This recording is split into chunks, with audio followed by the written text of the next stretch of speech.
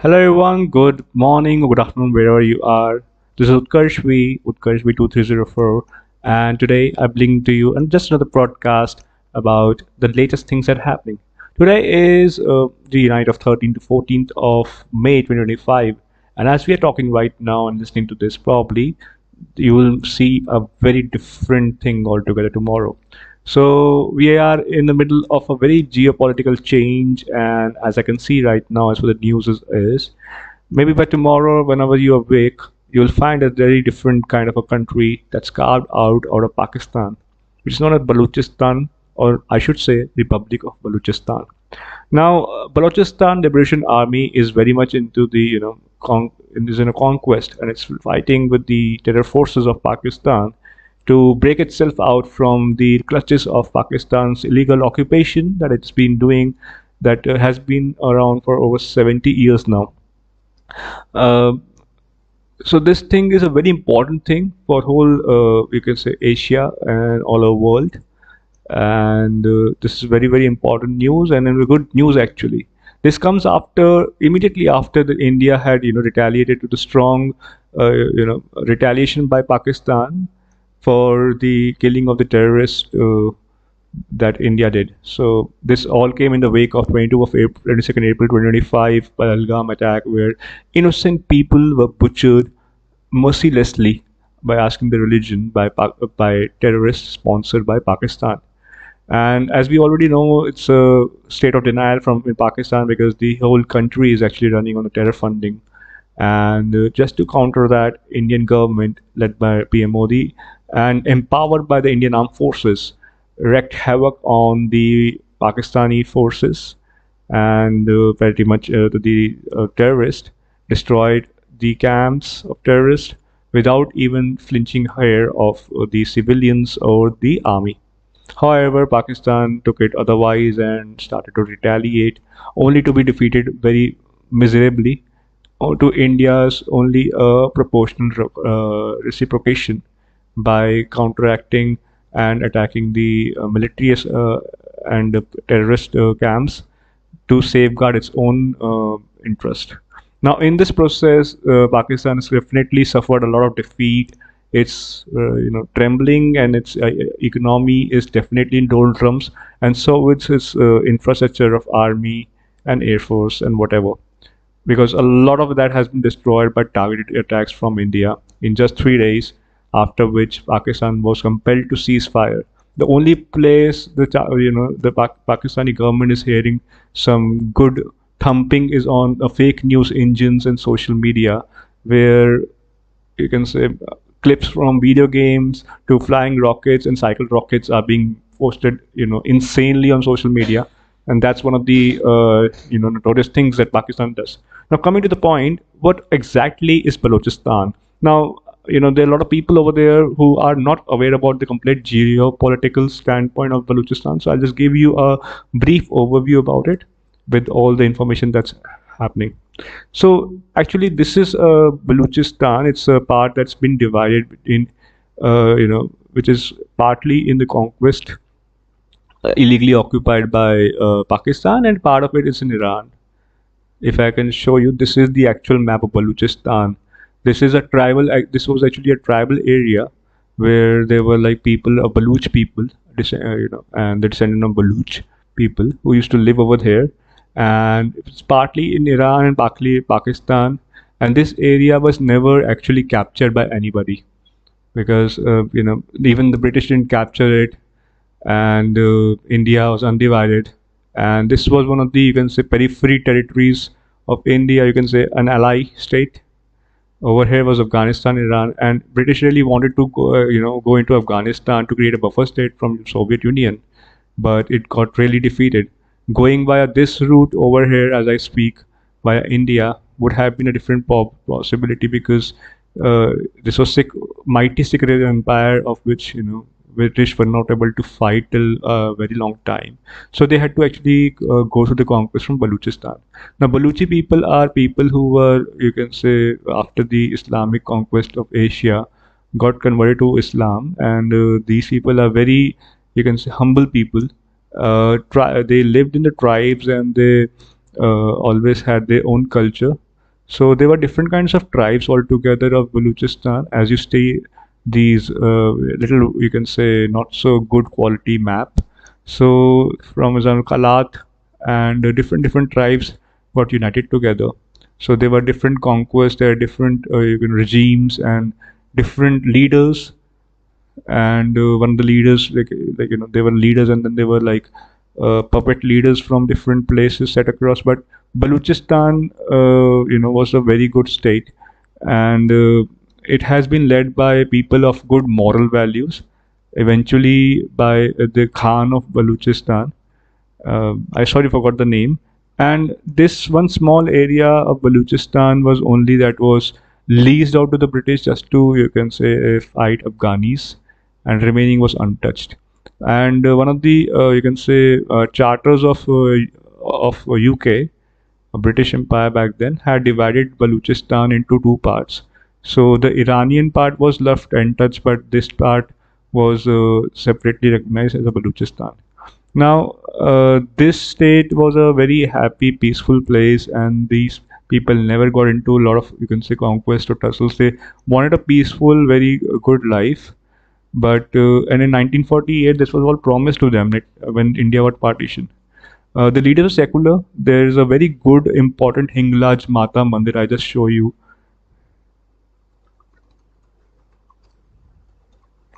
So this place is a very important Hindu shrine of Hinglaj Mataji.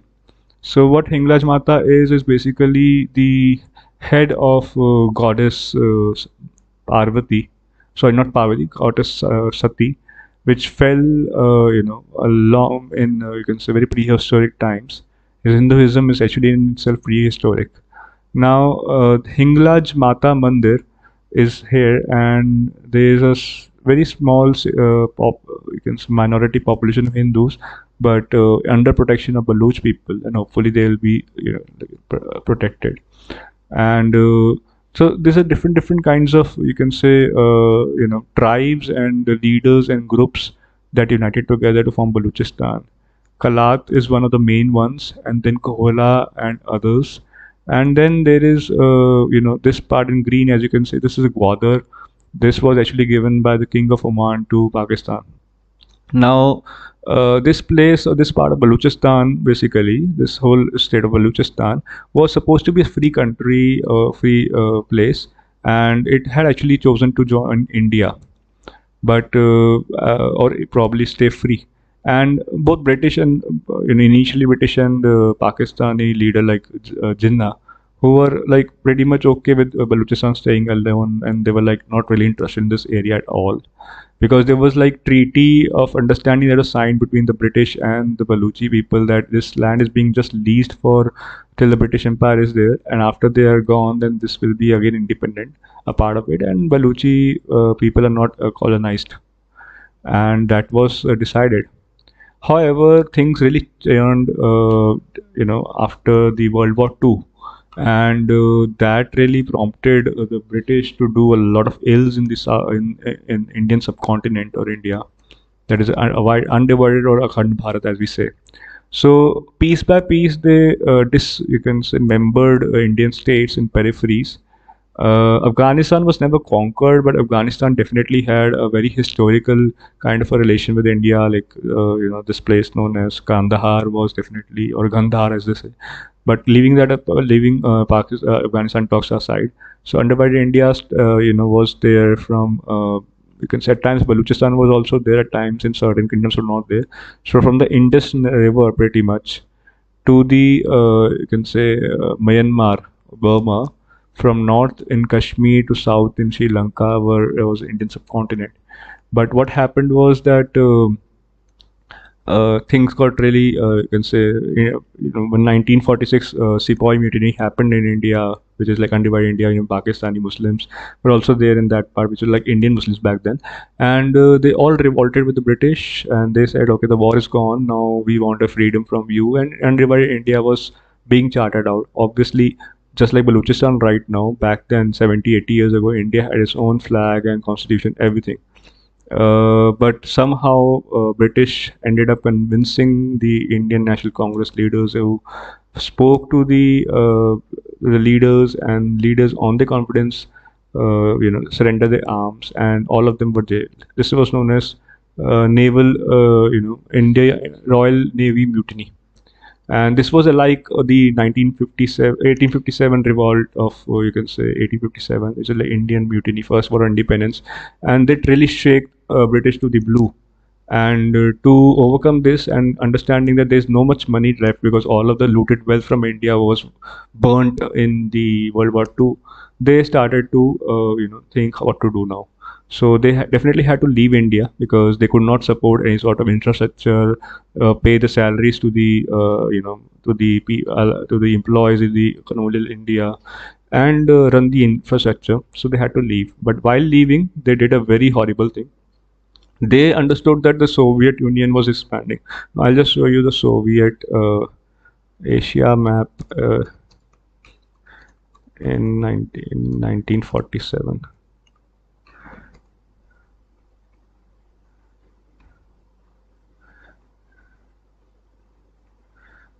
Okay. Yep. I'll just show this image. So this is a very clip. So this is basically Soviet Union, and 1947 this division happened. So what happened? Soviet Union was here. There's a very small. This is Afghanistan, and very small nation of Pakistan, which is earlier in Soviet Union. So it was in direct touch with India. To avoid that direct Soviet India collaboration, because that was one of the fears that the British had, they divided India into several parts. Myanmar was removed, okay, because it's and it is Burma as a different Burma state, despite there was a sizable Hindu population in that. Then Afghanistan was also removed. Nepal and Bhutan were not conquest, and they were independent kingdoms. Kashmir was also independent, and the king of Kashmir later on acceded to India, but that's a different concept, I'll tell you. And there were different small kingdoms inside India as well, which later united with India. But Pakistan, the reason was of creation of Pakistan was to make sure that the Soviet and the Indian collaboration do not happen. These countries do not come together, and to avoid that, they did this, and that was one of the reasons why this was created. The very state of Pakistan is an artificial and created country, and it's a temporary country because the only purpose of its existence was to counter Soviet Union by the British, and the British actually got a respectful position in the hearts of Pakistan just to create a different nation out of in the radicalization by Jinnah. Now, when this was being created, what happened was that. When this was being created, what happened was that this Baluchistan area was free, was independent, and there was no plan to conquest it. But then, they saw one thing. The British saw one thing, and also the Pakistanis, that if ever Soviet Union tries to expand across, they will try to go for the south ports, or you can say the southern access ports of, Karachi or Gwadar or these places, you know. Now they were also Afghanistan was also going for a pro Rush Soviet because there was certain Soviet presence, and that was the reason of Soviet-Afghan war. So there were sizable kind of Soviet sympathizers in Afghanistan, and British were very much in fear that if Afghanistan falls in hands of this Russia, then what would happen? Soviet Union. And so was Iran. Iran, I guess, probably was a colonized country back then by Russia. Iran or Iraq, probably Iran was it, and they were forced to flee after in 1950. So, Soviet Union had pretty much wanted to access the warm water ports. It was a spy leak that they definitely wanted to go because Soviet Union is in north of is in the north of the world of Asia to access, and by in the winter months it has no access to warm waters, so they wanted access. However, this was risky because a lot of oil from the Arabian Peninsula used to flow out of this region and go to the world. So if Soviet military is here, then that will be a problem. There'll be, you can say, there can be wars, there can be complete, you can say, flow restriction. So Baluchistan was tricked to join Pakistan. So there was a lot of confusion that was happening. Baluchistan told, okay, they will be free, and it was like told yes, British they wanted in written that okay, they will be free, but British didn't give it anything in written because this could backfire. And Jinnah then sent his army to capture Balochistan, and he told that okay, if you come under Balochistan, then all your resources and everything. Like it was like more like they will not harm them, they will not harm the Baluchi people, and they will be very gentle to them, and all the good things. To which the Baluchi agreed, and Baluchistan, when they were like about to be conquered, they resisted the conquerance, and the Pakistani army told, "Okay, we will, not harm you. Just come down and we're going to talk." Once they came down from their positions up in the hills, then they were like arrested and thrown into the jails. And after this, there was a lot of, you can say, fights and conquests that happened. Balochistan was told was given, you can say, assurances of development and all, but nothing happened. After 1971 war, there was a lot of, you can say, exploitation of Baluch people. Baluch people are captured and they are killed, shot on sight. Kids are forcibly taken from their mothers, and mothers know that they'll no chance that they will be surviving, so they just want the dead bodies of the kids to be seen. Baluch people are exploited beyond the core.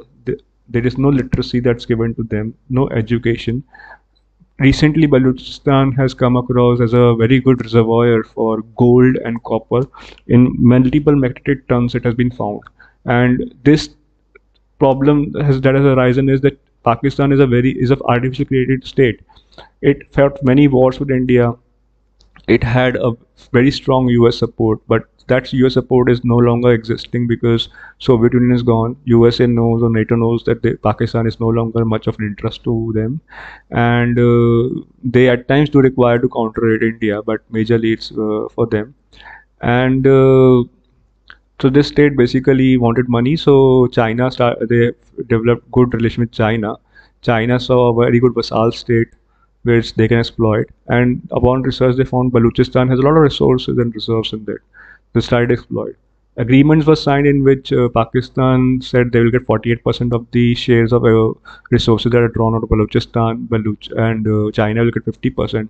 Only 2% will be left with Baluchi people, and their culture was suppressed, their nature was suppressed. So once the Pakistan was created, it was secular.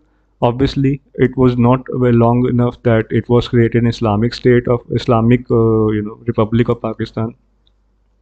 Now, Pakistan majorly, controls from this region of Punjab, the Western Punjab, which was earlier the Hindu and Sikh Punjab as well. So this region was a major place from where all the politicians, all the military leaders, everything is operated from here. Other states are, known as second-class states. Sindh is a very good province which offers a lot of GDP to them, but they don't really consider equal them at all. Many Sinds have, people who have came from India, and they are known as Muhajirs.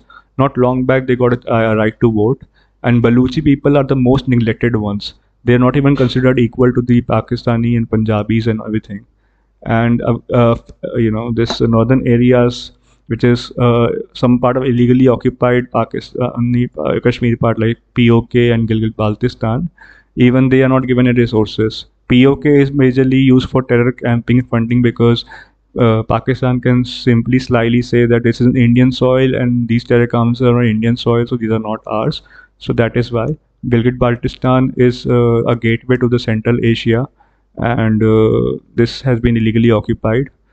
And Khyber Pakhtunkhwa is a majorly a Pashtuni place, and has very much resemblance to Afghanistan. Just like Balochistan is half divided in Iran and Pakistan, Afghanistan is somewhat divided in Afghanistan and small parts in Pakistan. Now this area has suffered a lot. A lot of resources are there. They don't get nothing, and women are exploited, men are exploited, people are shot like on a blank point. Pakistan has been crying across to fight with India and has been trying to claim control on Kashmir, but it largely forgot to empower the Baloch people. There have been very many wars. Recently, these people took up arms. We don't know where exactly they got the arms. You are smart enough. And they started revolt. Obviously, Chinese operation was pretty much here. So they tried to fight against the Chinese, but majorly with Pakistanis in Quetta and different places. Railway tracks were, railways were hijacked, trains were hijacked. People had to really seek which, if they're part of Pakistani army or not, and they were killed, and people were taken hostages as well. Because Baluchi people have suffered innumerably, and they have suffered a lot. Now there's a good news that has come across. There is, infighting that has happened. Due to Operation Sindoor with India, Pakistan suffered a major kind of a problem, and a very big, suffered, and their economy and their military is crippled. Now, in this place, Baluchi people have sought the best time forward to get across this line separated, because this land of Baluchistan was actually illegally occupied by Pakistan, just because the main head of Baluchistan, the main Baloch leader, was given assurance to join to Pakistan, and Pakistani government actually took the leader Jinnah took a oath on Quran, saying that okay, the Holy Quran, saying that okay, this will be all the good promises, but none of them were fulfilled. So this was completely a lie. And now, as we talk, Baluchistan has already filed its papers in United Nations for a separate nation of Republic of Balochistan, and where the people will be, you can say, the government will be controlled from Quetta, and this whole region will have different anthem, different you can say history books and everything. The Gwadar port, which was given to Pakistan, falls in Balochistan. Now there are a lot of good things about this. First of all, the oppression of Baluchi people will be stopped. This is very important because people are not supposed to be oppressed by this state. Pakistan has a terror funding regime, and funding terrorism. Balochistan is the only place where this terrorism is not there, because these people are very peaceful people, and when they fight as per the traditional norms. That is, the leaders come in front and they fight from front. They do not fight from behind, unlike the other leaders. They are they attack and they attack openly. They do not engage in a kind of a warfare where they terrorism sponsored, or some sort of a, you can say, different words mincing is happens. Now for Baluchistan, definitely it's very important. They get to get the resources, they get to get the all the features and everything that they wanted. uh, from India as well, this is very good, important. First of all, a piece of land from Pakistan is being etched out, which will not be a terror place. So we can be assured that we have very narrow strip of land which is having terrorism, flourishing on it, and Baluchistan is not one of those. So this is a very good thing. Baluch people do have sympathies and do have a good, strong connect with India, and that's a great thing. And this can definitely be a great thing, and perhaps this would not have been possible without Indian support. So Baluchi people, I hope, definitely respect the fact that India has been the ultimate supporter and the doer for their independence, because it's not very easy to just attack a country saying that this part of the your country needs to be independent. This is against the law of the United Nations charters, and this is against the law of the how it was. Because even when United States tried to break apart Soviet Union, it didn't claim the Soviet satellite territories, because that's not possible. You can just make them independent. It's only by force that you can conquer. For example, Chinese occupation of Tibet is by force. Pakistani occupation of Baluchistan is by force. Pakistani occupation of Balochistan or Mirpur and other very beautiful places is by force only. So it's only by military force that it happens. And this conquest, first of all, was not correct at the first place. So it's a good thing that they're getting independence. So secondly, Chinese influence in Balochistan will be reduced. China has a lot of, has a complete CPEC road, and complete exploitation of the resources are happening over here. So this will be definitely arrested. I hope that Baluch people will definitely not partner with Chinese, because it's as bad as being under Pakistani colonization. Thirdly, you know the Indus Waters Treaty has been suspended. Now, for because of that, you can say Balochistan definitely can claim its own right on the water, except for just Pakistan. It doesn't need to be, because if it remains a part of Pakistan and India supposedly is 20% of water, so 20 out of the 20%, 85 to 90% will go to Punjab and Sindh of Pakistan. Baluchi people will really die of thirst. Fourth, Hinglaj Mata Mandir is here, and different Hindus mandirs are there, and Indians can definitely have an access to this. Fifth, Balochistan is an armed rebel place, BLA, and if Pakistan never tries to oppress India or probably grow, and definitely we can have a check from Balochistan. There'll be an ethnic and language, culture, and demographics preservation. There are Hindu minority players in Balochistan, and Baluch people are good people, so they will preserve it. Now, what's good for India is also this. These things are there. Why Baluch people will actually, consider joining India. Now, India definitely can, no country can definitely force itself to join or probably part of country to join. Balochistan has to get an independence from Pakistan in the first place. Now, if they can have agreements, and India definitely is true to its word. They have tested it in past 80 years. If they have an agreement with India in which Balochistan has its own flag, own anthem, and own state recognition as a special state of periphery of Indian Union, it's a win-win situation for Balochistan and India.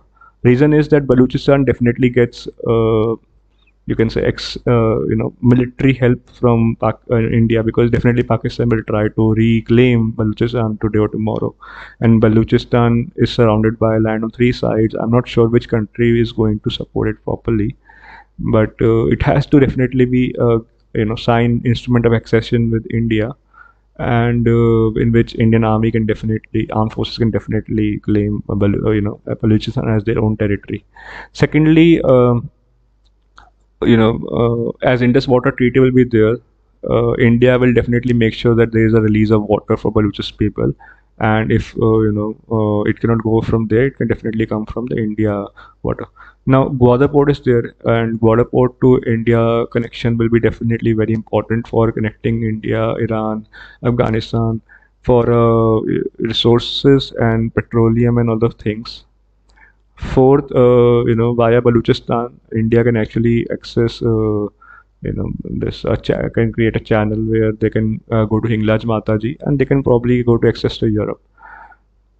Uh, and it will definitely help Balochistan get a very good, you can say, independence, because today Baloch people and Baloch leaders are very good.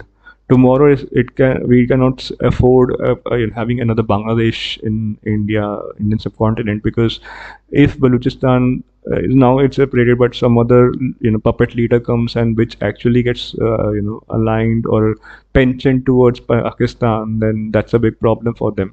All these efforts will go in vain. Benefit are also there for Pakistan to separate Balochistan. Now, Pakistan also has a win over here if Balochistan is separated from itself. First of all, Pakistan is very much you can say reserved and conserved about Kashmir. It's just fanatic about it, and it's not going to get even an inch out of it. It's going to lose. Now, it's better that they let go of Balochistan, because they cannot just let those people die of hunger and poverty. And a lot of military requirement deployment has to happen in Balochistan to make sure that the BLA army doesn't really overcome. Now, if they let go over there and they probably do something about their nation with using the funds on their selves in Punjabs and Sindh, which are temporarily with it, definitely it will be in a very beneficial position.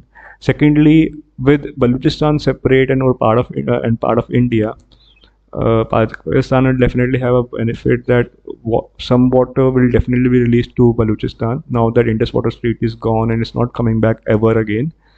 Uh, India will definitely not be stopping all the water, like it will not be closing all the dams. It will definitely have an access channel of water to Balochistan. So, water is the main thing over here. Agriculture is the main economy apart from terrorism for Pakistan. So, this is a very good important win-win for Pakistan as well. It's just you can say it might be little hard on the ego of already failed nation. I'm not sure how much humiliation they will get. They've already got superly humiliated by not just by losing to India, which is like win and lose is definitely normal, but the way they have been, trying to, portray as a victory, and they're trying to convey to the world that they have won, which is all sham, and it highlights the kind of, you can say, pseudo country that we have, which is actually being run by terrorists, but is being a pseudo country in its existence. It is a final call for Pakistan to get itself corrected and give up its incorrigible habits of sponsoring terrorism and everything. Definitely, if they want growth, if they want prosperity, if they want good, and they want to, be a developed nation, separate Baluchistan and good ties with India can definitely help them. China, anyways, is going to colonize them. It's going to extract every last penny from the blood. You know what's happening to Xinjiang, what's happening to Tibet. Pakistan can again become a, you can say, puppet to China, and China definitely has a totalitarian kind of a government. Only Han Chinese exist. I have enough said. I'm very much, you can say, in support of people of China or people of Baluchistan. They are good people. Yeah, so a little bit delusion Pakistani people are there, but government of China definitely is having a very, you can say, altogether different hopes which are not true. Now the news of, you can say, these conquests and everything is going on, and as we see and as the time goes, we can see how exactly this place is. This is a very beautiful place of Baluchistan, and even if it's exists as a separate country, a lot of flights actually go via this Balochistan place. Flights to India, flights from India, definitely Afghanistan and Iran. So definitely they can take this route over here from Balochistan to India, which is very cheaper because almost all flights have to go via this. So even if a dip like this happens, if even that's okay. So Balochistan can definitely have their airspace, and they need a very strong army to fight. So having a separate nation, landlocked within three nations, is going to take a lot of years for Balochistan to come up to a level and have peace. For permanent peace, they should be with India. But even if they decide to stay independent, we have all the respects. We believe in peace and happiness, and we believe in all these things. So definitely, hopefully, looking forward to visit the Republic of Balochistan soon. Thank you, Utkarsh, and I'm signing off right now.